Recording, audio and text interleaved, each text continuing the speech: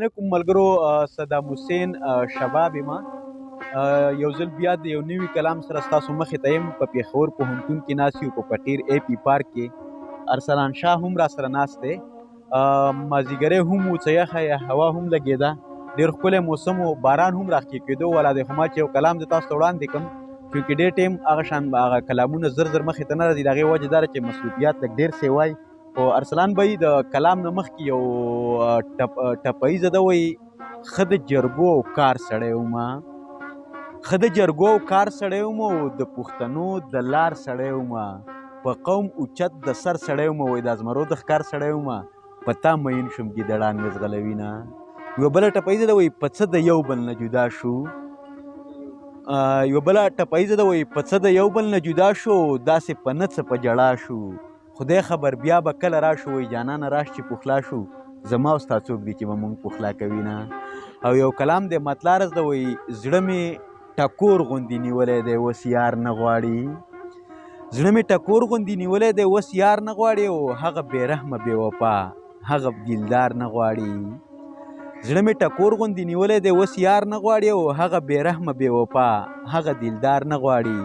او هسې ابس مې څومره وخت ستا بندګي وکړله. شعر دی، وایي هسې ابس مې څومره وخت ستا بندګي وکړله، ظالمه صبر شوم که نه اوس زړه قرار نه غواړي.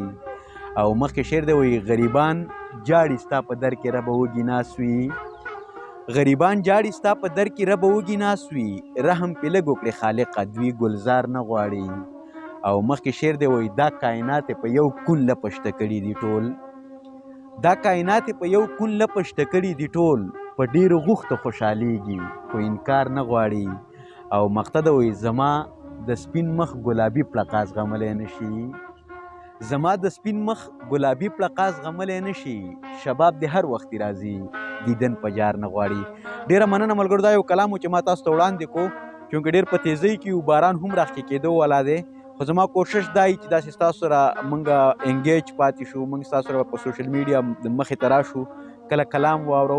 خو د بده مرغه دا څو ورځې مصروفیات او خپل کارونه دونه سیوای چې هغه شان ټایم نه میلاویږي. خو بیا هم ما خپل کوشش کړی چې زه ستاسو مخې ته داسې یو کلام راوړم چې تاسو ترې لږ خوند واخلئ او لږ یې انجای کوئ. او وخت سره سره زه د مختلف شاعرانو سره، ادیبانو سره، فنکارانو سره هم ناسته کوم. شوکت سواتی را سره هم به کینی، انشاءالله ډېر زر به د هغه نه موږ څه ټپې غزلې ریکارډ کوو. راشد خان راشد سره مې هم ناسته به کېږي. نو انشاءالله مختلف کلامونه، ټپې، غزلې به ستاسو مخې ته راوړم. امید دی چې دا کلامونه به ستاسو خوښېږي. ډېره مننه.